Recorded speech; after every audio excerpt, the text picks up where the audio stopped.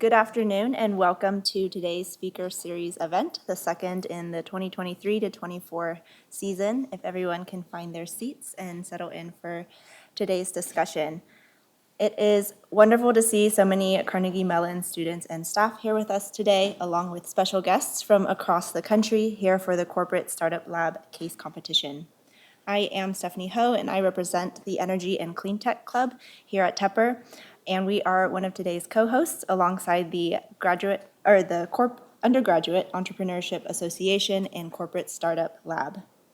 We are proud to be co-hosting today's W.L. Mellon Speaker Series event and delighted to have Christina Cassotis with us to share her perspectives as CEO of the Allegheny County Airport Authority. A renowned leader in her field and this region, it is an honor to have us hear from her and for her to speak with us directly.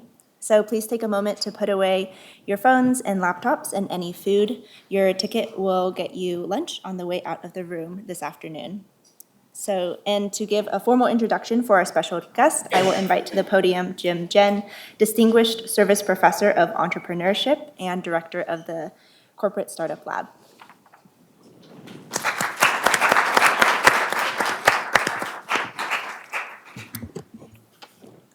Thank you, Stephanie. And let me echo your welcome to all in attendance today for this special W.L. Mellon Speaker Series talk, which also serves as the kickoff event for Corporate Startup Week, sponsored by Deloitte. Launching with this talk, the week also includes the PNC Financial Equity Case Competition this afternoon, the Corporate Entrepreneurship Forum tomorrow, and the interactive Corporate Innovation Workshops on Friday. It is my pleasure to introduce all of you to our guest of honor, Christina Cassotis, the Chief Executive Officer of the Allegheny County Airport Authority, which operates Pittsburgh International Airport and Allegheny County Airport. Under Christina's leadership, the Pittsburgh International Airport has transformed into a world-leading origin and destination airport with record growth. She has recruited multiple new domestic and international carriers for passenger and cargo service, including during the pandemic. The Allegheny County Airport has also experienced its own renaissance, capitalizing on the growth of private flying. Christina is leading the billion-dollar construction of Pittsburgh International Airport's new smart terminal, which is scheduled to open in early 2025. She also directed the creation of a microgrid for the airport, making it the first major airport in the world to be completely powered independently from the traditional power grid. Pittsburgh International Airport is now one of the most energy-efficient, resilient airports in the world. Christina's career began in commercial aviation at the Massachusetts Port Authority, which operates Boston Logan International Airport. She went on to lead a global aviation practice as managing officer of airport services for consulting firm SH&E. She earned her MBA from MIT's Sloan School of Management and her bachelor's degree from the University of Massachusetts. It is particularly fitting that Christina, as the Speaker Series guest, is kicking off Corporate Startup Week. She has been a champion for innovation in the Pittsburgh region and in the aviation industry worldwide. The X-Bridge Innovation Program is a fantastic example of how the Pittsburgh International Airport partners with companies to test new innovations. In fact, it was recently announced that Pittsburgh International Airport will once again host the FTE Aviation and Robotics Summit in May of 2024, a worldwide summit of leaders in the aviation industry, and is a winner of the Pioneer Award, given to the three most innovative airports in the world, the only North American airport to be so honored. We are so pleased to have a notable executive like you with us today for what I am sure will be a thought-provoking conversation moderated by our very own Isabelle Bajou, the Richard P. Simmons Professor of Finance and the 10th Dean of the Tepper School of Business. So Dean Bajou, take it away. Thank you.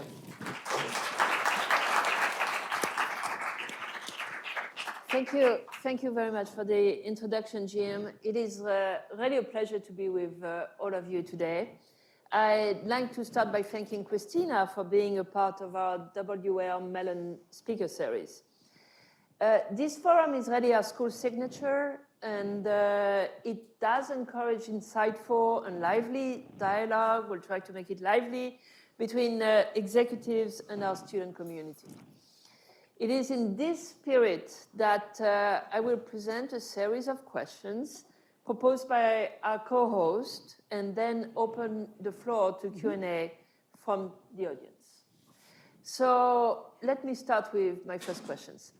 As CEO, you're in charge of a sizable and very diverse staff that works on developing and operating airports. I wonder if you could share some of your experiences that have shaped you into becoming a CEO. Okay. It's a very open-ended question. Yes, that could go anywhere. First of all, thank you for having me here. It's a real honor and a privilege, and I would say something that when I started here 9 years ago, I would not have expected. I walked into a pretty beat-up airport and a pretty beat-up team and a pretty beat-up community when it came to the airport because it lost a lot.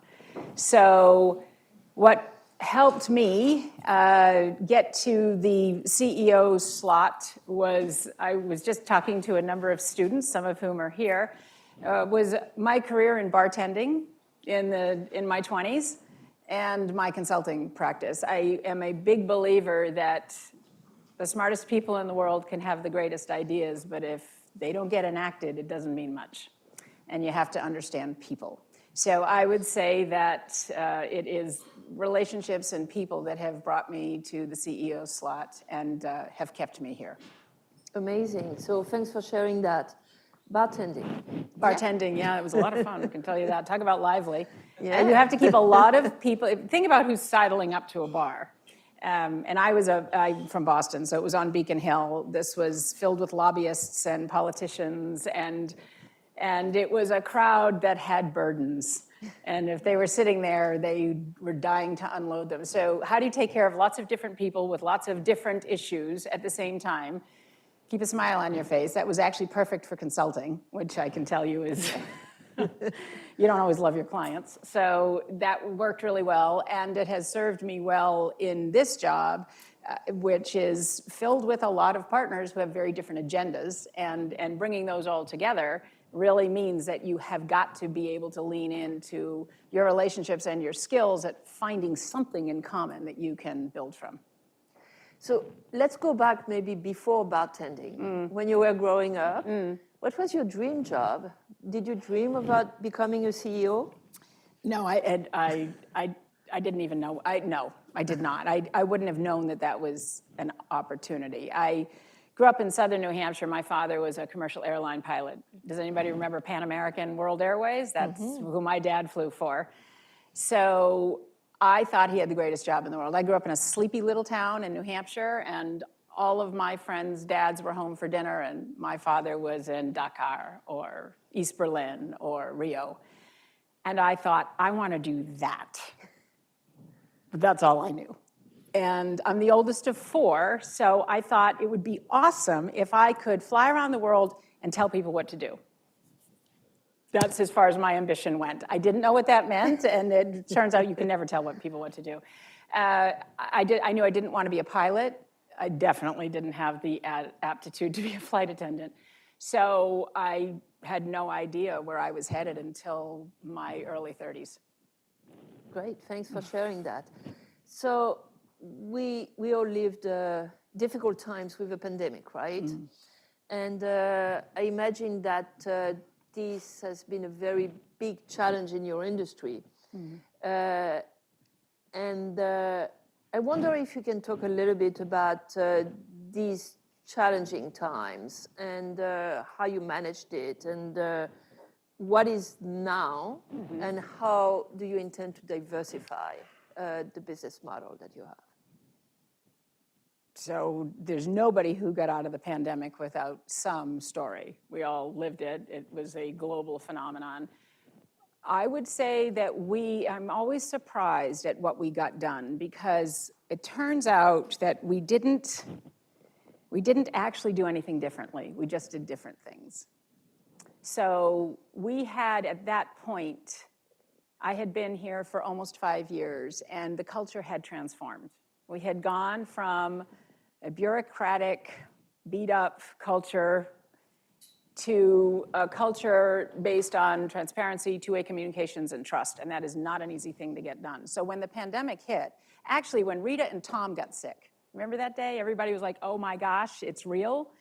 We huddled in a conference room for 8 hours, and in 8 hours we put forth every single policy that would drive us through the pandemic. We had no idea what we were facing. We immediately decided to not require anybody to take sick time if they had COVID, because I didn't want people feeling like they had to show up to work or they would lose, right? We decided to split our teams into two for all of the administrative functions.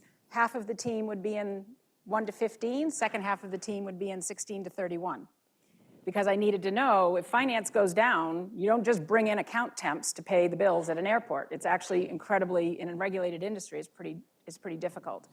So we created all of those policies at that time, and we took care of people, we took care of the community. We opened up our parking lots for food drives because they were empty. We parked 100 planes on the center runway for American Airlines, because when you have to park a whole fleet, it's not like they have room, at their headquarters. So it was a pretty dim time. I will tell you that I did a weekly call for our whole team. Anybody could call in every Wednesday for I think almost 18 months. At 11:30 a.m., 3:30 p.m., and 11 p.m. First, second, and third shift. Every week. Just to say, I know, it's tough. We're changing the way we're gonna work. Everybody, right, here's what's happening. No, we don't know everything, but here's what we do know. Here's what we can tell you. What questions do you have? Well, this is a hard time. I think we did it every week for the first year, and then we went to like every 2 weeks and every month. I was fascinated at how much people just needed to hear that we were going to be okay. I believe in aviation. I have seen the shocks after 9/11, after the recession, after the Gulf War. I know that aviation always comes back, and I knew we had a really important job to do. We have to keep an airport open. Otherwise, you're not getting your PPE, PPP, whatever. Was it? The PPE was the money, and personal protective equipment, PPE. That was all coming in on flights from Singapore or from. I mean, we were just. It was intense, and we were the place that people were traveling through to get home in the beginning, or where medical staff was coming through. It was a pretty intense time. We all felt that. I am not saying that we were special, but we actually in that time moved every single one of our strategic plans forward. Every single one. We got our work done, and we took care of people.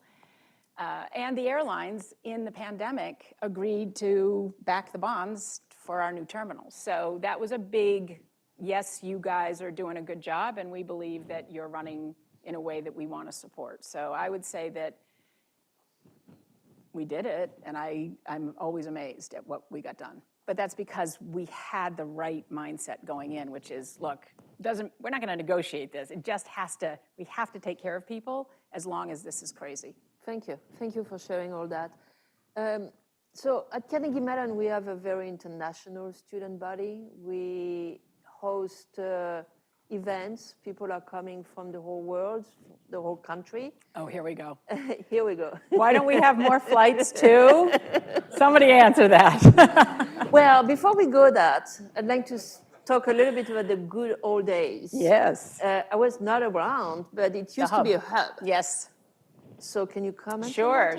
So U.S. Airways, so this airport, actually Greater Pitt, I'm not from Pittsburgh, but Greater Pitt was built in 1952. So the first airport was Allegheny County Airport. That's where commercial flying started in Pittsburgh.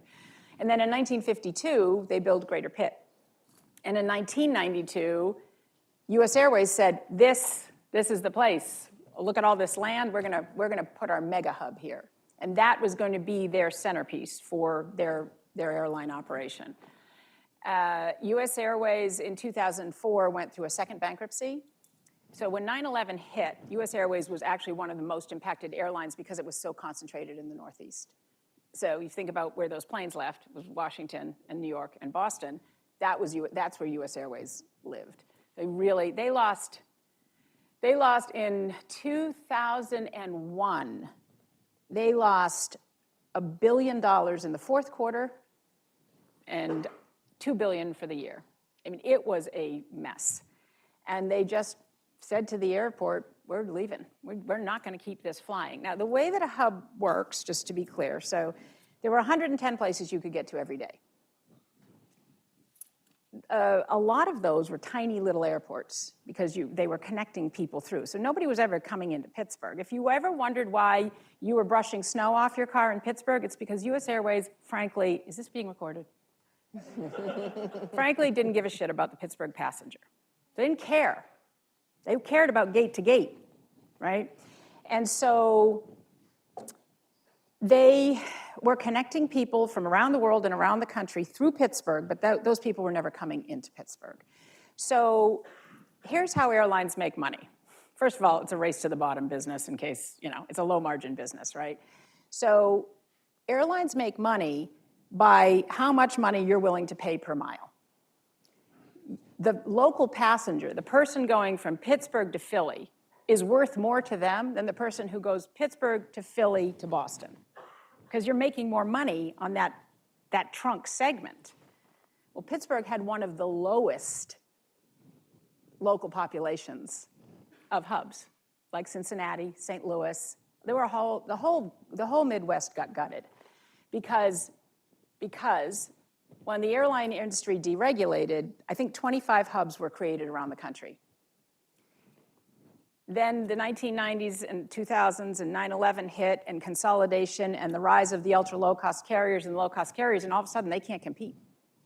So they cut out all the places that relied more on connecting traffic that were not located on a coast or in a key. So Denver, Salt Lake, and Charlotte have lower populations, or they did at the time, than Pittsburgh. But the other thing is, US Airways put 2 hubs in one state. Is that smart? Now you're relying on state government, like one government, to affect 2 of your biggest operations. And Philly had a bigger population. So it left. They left. They were always going to leave, just to be clear. It's good that Pittsburgh went first, is the way I look at it, because there's nothing that this couldn't have been helped. It was geography, it was airline consolidation, and it was the rise of the low-cost carriers. So this was always going to happen. And I know that's frustrating for a lot of people who grew up with it. When I got here in 2015, there were 37 places you could get to nonstop. Where we were at 75 before the pandemic, we're up in the mid-60s now, and we're coming back. But we're putting service back in. I know it's frustrating. We work hard on airline service. And I can tell you how to be my second question. How do you do that? Yeah, so here's how I think about it. If I put a pin up there and said, okay, that's London. Now draw an 8,000 nautical mile circle around London. That's everywhere a 787 can fly. Why was British Airways going to put it in Pittsburgh? Do you know who we're competing with? We're not competing with Cleveland. We're competing with, why don't they just add another flight to Boston? We already got a crew there. So for them to open up a new market, we have to sell. And we don't sell the airport. They don't care. They assume the runways are paved. They assume the gates will work. What they care about is the market. So what we talk about is all of you, your companies. I'm the color commentary. Anybody watch sports? I'm the color commentary, okay? I go in with the numbers, and my team goes in with the numbers. I'm the one saying, do you know about the robotics industry in Pittsburgh? Do you have any idea what CMU is doing? That's what I do. And then we do it over and over again. And then we get them here, and they say, it's not a dump, because Pittsburgh's not good at telling its story globally. So we have to get them here, and they see it. It took us 3 years to get British Airways in here. 3 years to get them to visit. And they said, oh my God, we're one of the best performing markets in their North American system right now. And by the way, we're getting a new plane. I know this was one of your concerns. So the 787, for anybody who's flown it, it's the old product. The new one is coming in January, February. So we're getting there. I'm excited. Yeah, I know. But I will tell you this. the new plan? Yeah, I know you are. No, there's no airline executive that gets up every morning and goes, oh my God, what are we doing about Pittsburgh? They don't say that. They say, where am I making the most money? What's best for my network? That's how it works. So we have to fit into that. We have to understand their business model, And we have to understand Pittsburgh. So I love it. The CMU story It's huge. fits very It well does. into that, Yes. right? We talk about it a lot. Yeah. A lot. So I understand that the airport is going to become one of the smartest airports in the world. You better all help us. Yeah. What does it mean? It just means that we'd like it to work for everybody. We'd like innovation to be technology and more than technology. We'd like it to be efficient for not just the business traveler on the day trip with the briefcase, but for the family with the stroller, or the person in the wheelchair, or somebody who doesn't read English, or somebody with a sensory processing issue, or somebody who's visually challenged. I mean, that's who it has to work for. So smart to me means it works for everyone, it's adaptable, it's flexible, and it's constantly taking in opportunities to make it better. That's what I'd say. A lot of people think smart means what technology are you putting in, and that's great, but it has to work for someone, and it has to work for someone when things go wrong. Because technology is great, and we all want seamless right up until you don't get your bag. You're not going on the app saying, can you please help me? Well, you will, but you just get frustrated. And you don't want to, if nobody's at the ticket counter when you have a question, you're looking for people. So we have to make sure that technology is an enabler and not a substitute. Wonderful. Great. So I have a question. I'm a finance professor, so I like to talk about diversification in general. Yeah. It's an important concept. Can you probably spend a little bit of time about your strategy in terms of diversifying your business? Yeah, so I think that, one of the things that I really appreciated about coming to Pittsburgh, which I knew nothing about before I got recruited, was understanding that Pittsburgh's story of diversification after the collapse of steel, to go from relying on a single industry to saying we must never have that risk again. So how do we diversify the economy?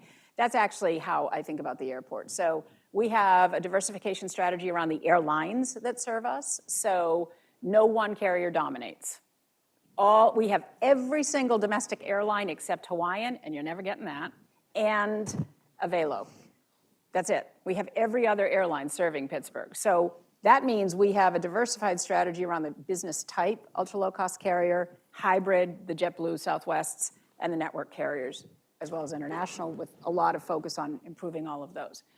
But if you think about, airports are user fee driven. There's no local taxpayer money subsidizing us. You don't get it in your assessments.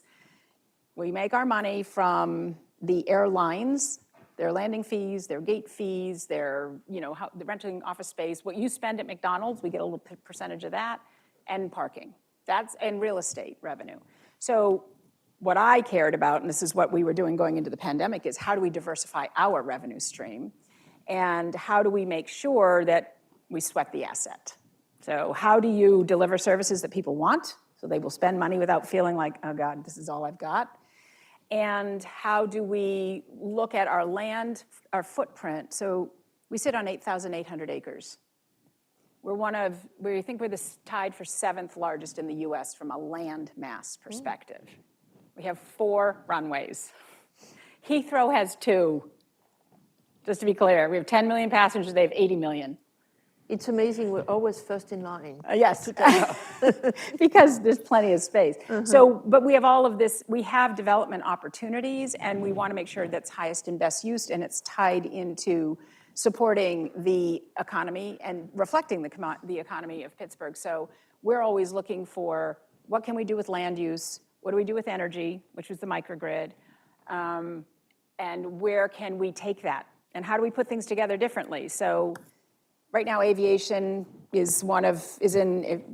anybody remember Greta? She didn't want to fly, right? So the flight shaming movement was coming through Europe. Oh no, it's bad, we can't fly. So we want to be one of the first to produce sustainable aviation fuel on site.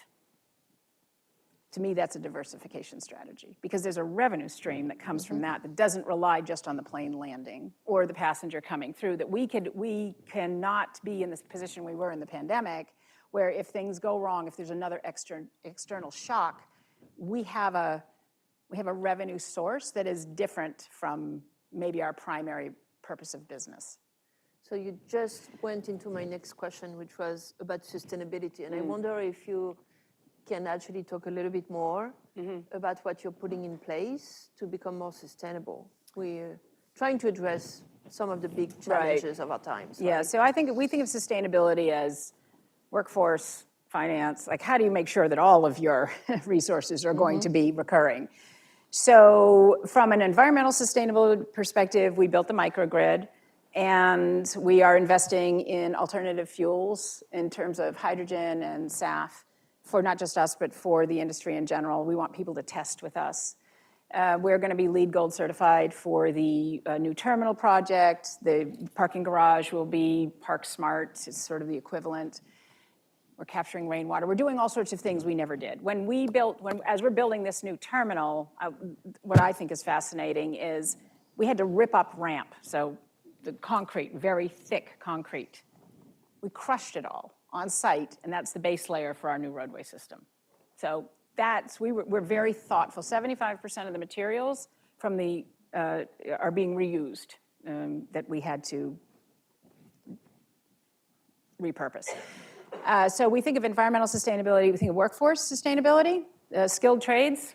I'd like some people to want to be plumbers and carpenters, so we have a workforce development program, not for us, but for our partners, using our construction site as a training site. We built childcare on site, and we rerouted bus lines to get people to get to work better. That, to me, is sustainability. If I don't have a workforce out there, I'm in big trouble, and a lot of airports aren't near downtowns. And then we think of financial sustainability, where's our revenue? So to me, those are all the ways that we think about it. Thank you so much. So before we transition to the Q&A section, I'd like to ask you, when you're not a CEO, what makes you happy in life? Yeah. Talk to my husband. He's like, don't ask me to do that. You are not in charge here. So I don't know that I ever take the hat off. I love to travel, sort of in my blood. I love to travel, and I love to discover culture through food, which is, I am the person going into a market or a grocery store in any city just to see what's different. And I feel like I learn a lot about how people shop. I spent a lot of time, my family is all back in New England, so we are back there. I miss the ocean, and so I need to walk the beach once in a while. There's water around. I know, which is great. It is great. It's just not salt water, so there's a different smell. But I don't know. I don't feel like I work. I really love what I do, so it's sort of constant. I like to read. I'm not very interesting, I will tell you that. I think you are. I'm not actually. a mountain climber or anything like that. I don't take those kinds of risks. But I think you're very interesting. Yeah, thank you. That's nice. Let's move to questions from the audience.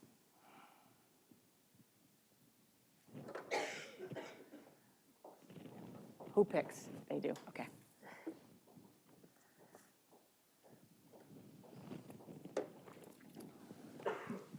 Hi, my name's Krishni. I just had a question regarding how the dynamics of the airport work. So, for example, if the popularity of a city is increasing, so say Pittsburgh is getting more headquarters in the city right now, would you be affiliated with more airlines because of that, or would it be the other way around, that you see yourself partnering with more airlines and then you see the transition of the city growing?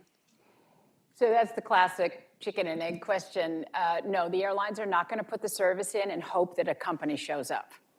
They are a profit-driven, investor-driven, quarter-by-quarter business. So the way that we will see a massive increase in airline service is because there will be a massive increase in one of two things: tourism or headquarters jobs. That's how we will double in size as an airport. So, and we will be able to do that. I had that question earlier today. We have the flexibility that if we have to expand, we can. So that's how it works, is that as the population grows, as the economy diversifies, then that's how we see airline service. We have 2 flights a day to San Francisco and 2 flights a day to Seattle because of the tech industry. we line that up for the airlines and say, these people are coming back and forth, they need nonstops. So we're very much focused on matching up the service to the existing and, very near-term demand.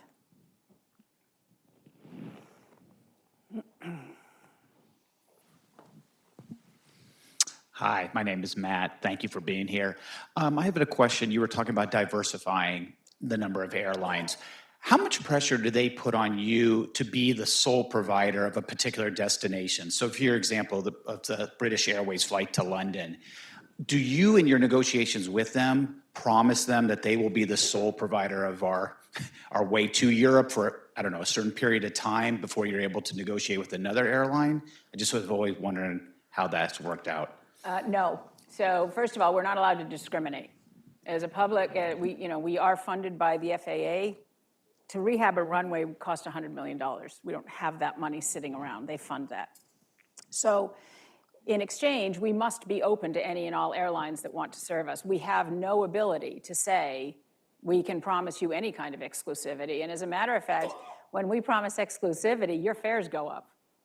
That was the one thing about the hub, is that Pittsburgh, and because I was consulting at the time, Pittsburgh had an 86% concentration with US Airways and a 37% fare premium. Because if you're the only game in town, guess what? You're the monopoly market, you're the monopoly price. I think at one point you all had a mayor who went to Cleveland to get a cheaper flight, and that was a big scandal. So no, we can't promise anything like that, and as a matter of fact, we wouldn't, because it's not good for the passenger. You want choice, and you want frequency, and you want fair parity. So we are actually never, first of all, nobody else is going to fly to London. London works because it's a hub on that end. We wouldn't go after another London airline. That wouldn't be smart, but we will go after other European carriers.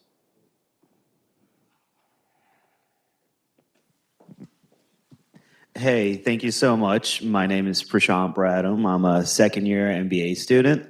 So kind of like what you were talking about, in regards to the airport and the amenities and how nice it is, what goes into the process of choosing what's featured? Because like, for example, I think the Singapore airport, they have a waterfall and they're globally ranked #1. So just wondering, what are we going to have in the new airport? Okay, hold on. Talk about it. You two stand up. Waterfalls. So Paul Hoback is our Chief Development Officer. He's building the new terminal, this guy. And Rick Lee is working with us as an owner's rep.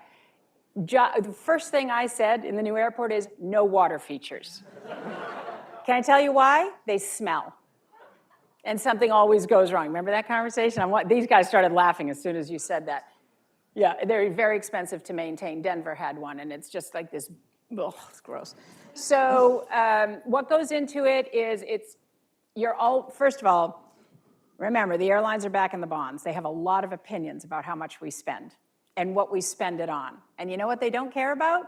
Arts and culture, okay? Lots of things. I'm not going to go into it because I don't want to trash them. But that's up to us. So we then say, okay, we're going to take 1% of the budget and we're going to focus on art and culture. We're going to focus on making it look like Pittsburgh. We're going to make sure the design reflects it, et cetera.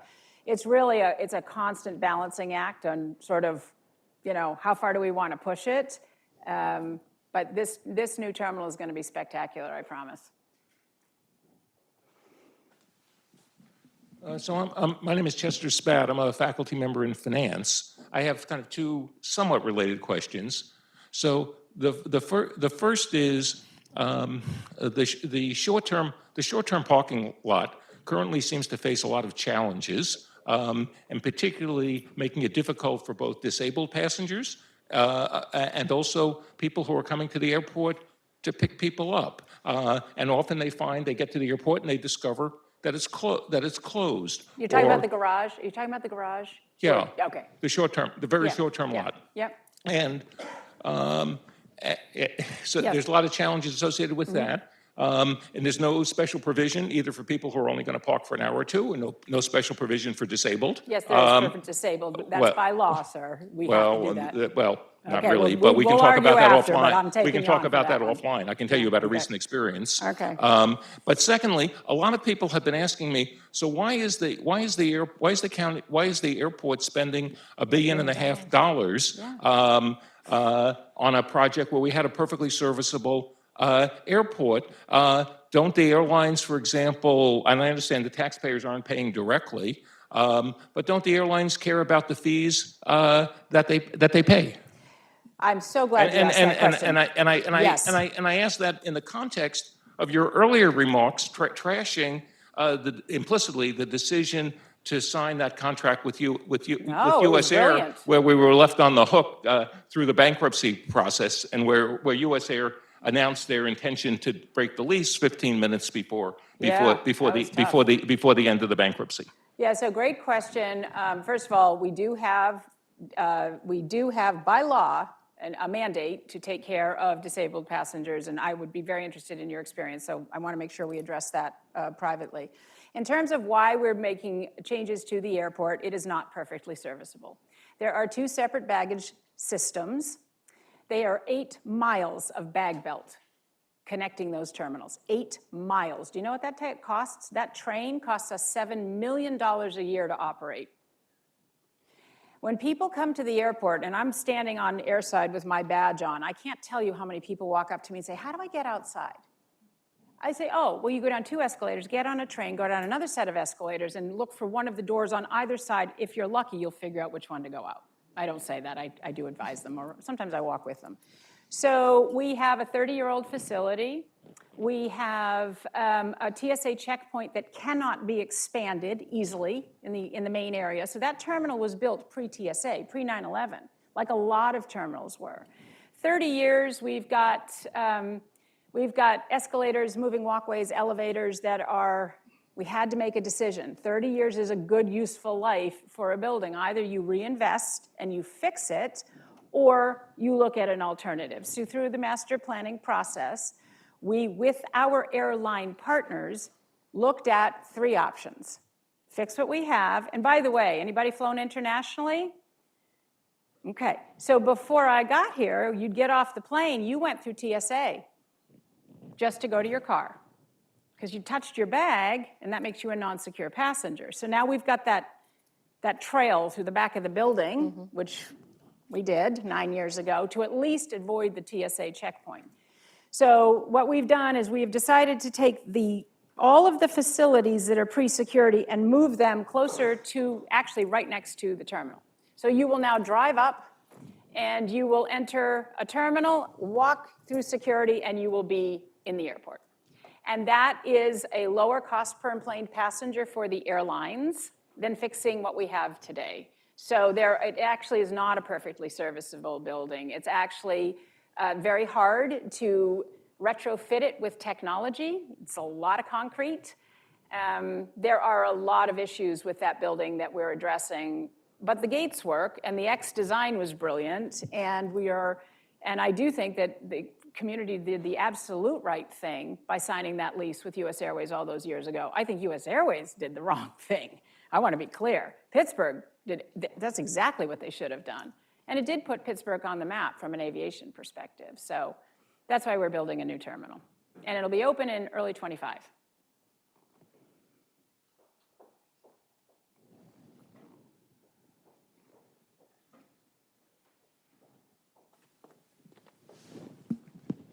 All right, thank you. My name is Thomas. I'm a second-year undergrad student with information systems here at CMU. So I have 2 quick questions. So the first one is about the tram in the airport. What was the original design or concept behind it around the 90s? And will the new landside terminal still be connected by the tram, or will it be walkable distance? A second yeah. Go ahead. Okay. Yep. The second question is, as we can see at Carnegie Mellon and Pitt, we have a lot of international students. As you also said, Pittsburgh is diversifying. And strategically saying, I see more direct flights to the West Coast, but not more direct flights within Midwest and East Coast with the regional carriers. and then one direct flight to London Heathrow. Are we thinking about, or strategically, are you thinking about expanding direct routes, more routes to West Coast or Asia Pacific, given the amount of most of the international student comes from Asia Pacific region? So if you think about, yes, we are always looking at more flights to the West Coast, hugely underserved market, even with, I think we have 6 or 7 flights a day right now to the West Coast. So we could probably support 15, no question. That's going to be your best way to get to Asia for a really long time, because you have to put 300 people a day each way, and that's not, the student population is not going to do that. So what we need is we need Asian companies to be building here, or we need our companies to be working in Asia, and we need to be looking at, we are always looking at where the opportunities are around the world globally for expanded air service, either cargo or passenger. And yes, I promise we're very focused on improving connections through the West Coast to Asia, because I know it's a key market for all of you, but also into Europe, Latin America, and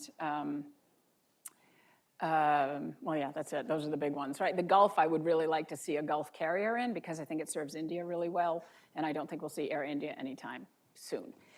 The other question about the tram, that is going away. There will be no train, because the terminal will be right next to the building. So you will enter, you'll get dropped off on a 3rd level, and you will go through a security checkpoint, and then you're going to walk through a tunnel for about 80 seconds. And then you're going to come out above TGA Fridays. Okay? And the whole terminal will be open below you, and you'll go down an escalator. So now we've separated departing and arriving passengers, and we have fixed some of the problems. That train goes away. It's very expensive. It was originally put in there to take care of people who lived in Pittsburgh, because most of the people were just going from gate A5 to B37 or something like that. That's what it was as a hub.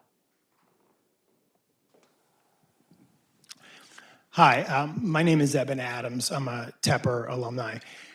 First, I want to make a comment, a positive comment. I was just in Charlotte and in the Charlotte airport, which it was incredibly crowded, maybe 100 times more crowded than the Pittsburgh airport. But the airport itself is a dump. And I give you a tremendous amount of credit for taking what you have, which is actually functionally a pretty impressive airport, but really dressing it up and making it presentable and representative of our community. And I know you try to do that with the types of stores that you have, and it really does make a difference. I think it's something that we can be proud of even in its current form. So that's my comment. Thank you. You're welcome. Very nice, yes. And I would say the same thing about Philadelphia too, which is even a worse dump than— I 100% agree, yeah. just so you know, but go ahead. My question to you is, because you brought up a former mayor, and I know this is not going to be an easy question for you, but how will Tuesday's upcoming election impact our region's ability to attract and retain the kind of businesses that are going to drive growth in the region and at the airport? I am not touching that with a 10-foot pole. I will tell you that but that was a heroic effort. Thank you for your compliments. I appreciate you noticing. I care a lot about reflecting and serving this community. I think there's a lot of opportunity to tell the Pittsburgh story right at the front door of the community for a lot of people. I also have learned in my years here that people from the North Hills have never even been to the South Hills, so maybe you could all learn something about your own community, you know, so that I look forward to that. I think there's a lot that we can put on display, and I really want to do that. So that's it's very intentional. I will tell you that when we brought the architects and the engineers in for the new terminal, we said to them, you're not building your airport, you're building Pittsburgh's airport. And we put them downtown, Paul led this, for 3 days. And they met with everybody from the Heinz History Center to Bill Flanagan and philanthropies and corporate leaders and neighborhood groups. And we said, you understand Pittsburgh, and then you give us a design. And so what you're going to see is when you come out, you'll see the roof represents the rolling hills of Western Pennsylvania. And we built a meter greeter space that nobody in their right mind at any other airport in America would build, because you all pick up and drop off. Nobody does this, except in Pittsburgh. Do you understand? Like, nobody does this. I got here, I'm like, are you guys kidding me? I talked to Ed Stack, the CEO of Dick's. I said, you take your kids to the airport? He goes, well, of course. I said, I couldn't get anybody to pick me up in Boston or Denver or New York. So we had to build a meet-or-greeter space for Pittsburgh. And we're building 2 outdoor terraces, landside, for all of your kids or those military families while they're waiting. And then we are building 2 landside, open-air terraces. Once you get through security, you can go back outside. So we're building Pittsburgh's airport. It's not my airport. It's Pittsburgh's airport. And that's because we believe that the design, everything about that airport should reflect Pittsburgh. The technology, the services, the design, the culture, the arts and culture, everything has to be Pittsburgh. Otherwise, you know, what a waste. What an opportunity. So I appreciate you noticing that. The county executive appoints my board. So you just keep that in mind.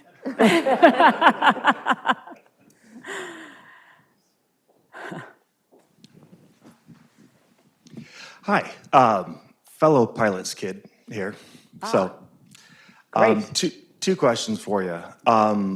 One is easy, and the other one we'll find out. First one, what's your favorite international street food? My favorite international street food is, in which country? I will eat any, I basically am the person that will eat almost anything. Huh? Yeah, well, yeah, peak French. A crepe in Paris. Okay, next. Wow. Okay. Thank you. All right, so the next one, I want to ask about how an airport can kind of foster the local economy. So it sounds like the heavy lift is getting the carriers here based on the headquarters. It's keeping them. And keeping, okay. Yeah. But then I'm curious about then going out to the business community and then recruiting headquarters to come here based on the quality of the airport, the number of servicers. And so you mentioned earlier, the very first question, it's a chicken and egg kind of thing. So we're not allowed to do that. Oh, okay. So the FAA, there's a little deal that we all have with the FAA in this country. So the FAA will fund our runways and taxiways and all of the airfield improvements that we all need. And in exchange, the money earned on an airport must stay on an airport. We are not allowed to invest in bringing people in. It's actually called revenue diversion. So we have to partner. And I have to work with economic development organizations to say, hey, we met these 18 companies. Could you follow up? That's how it works. We do our best. So you don't do the direct recruiting of companies? We try. We just have to be careful how we do it so that we're not crossing a line. Okay. Yeah, I love, I'm just interested in like economic hubs and how they grow and how the airport can play a role in that. Huge. Yeah. We should be we are part of those conversations. You know, there's a lot of work going on. We should be building on what we have. Look at Germany, like what can we do? That will help get us a flight to Frankfurt. So we are part of those conversations. All right. I promise. All right, Thank you. thanks. Mine's Tacos El Pastor in Mexico City. Oh, I'm jealous. I would love that. I haven't been in a while. So do we have time for one more? Last question. We could be here for the whole afternoon. Yeah, well, Look at that. that's my favorite part. Okay. One last one, yes. Thank you. I'm Chase Steele, first year MBA. One thing that stuck out to me is you talked about being in a room for 8 hours whenever COVID originated and just making all of those policy decisions. And as we all know, it's really hard to get a room of people to make decisions quickly. So Not on my team. that's what I wanted to ask. It's just, how are you able to make those decisions efficiently and the governance you're bringing in? Thank you. That's a great question because we focused on our people first. So you have to have an organizing principle. And our first organizing principle is we have to take care of the people who are going to take care of the operations and the passengers.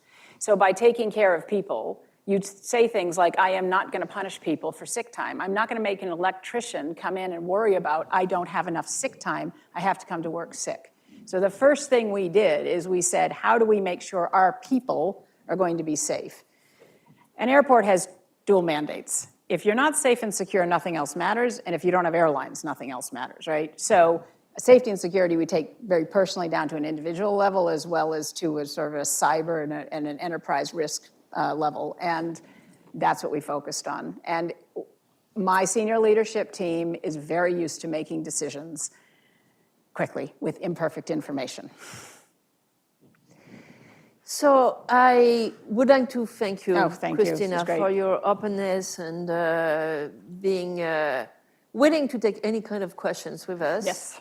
That was really, really interesting to learn about your leadership and what you're doing with the airport in Pittsburgh. I also want to thank you for providing the opportunity to our students to learn about your industry. And really the leadership lessons that we learn from you. It's interesting because the airport is kind of a common good in a lot of ways, and everybody feels very involved because we're using it a lot, and it can become very passionate. Yes. And I can relate to that because, you know, university is also kind of a common good, and everybody feels very passionate about what we're doing here at Tepper. So we very much appreciate your time and you spending the whole day with us here at Tepper on campus. And for the students in the room and everybody else, please take the opportunity to thank our guests. Thank you so much. Thank you. Thank you. Thank you very much. So that's a little bit of a souvenir of your time with us here. Oh, and, wonderful. Thank you. Yeah. That's lovely. Thank you so much for this opportunity. And now I have more stories to tell, so thank you. And I will say that it's better to have people opinionated than not caring. So great job, and thank you for your care. I know that. Believe me, I know. Thank you again.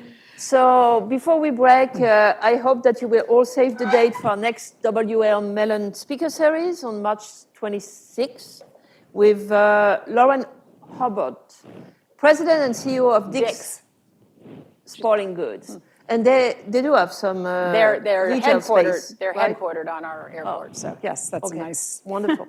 Okay. And with that, I would also like to officially declare the Corporate Startup Week open.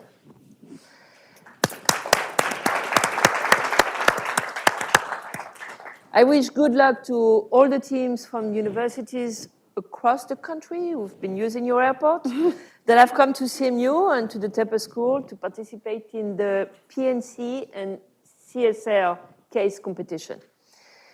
We hope that you will all stick around for the competition as well as for the Corporate Entrepreneurship Forum tomorrow.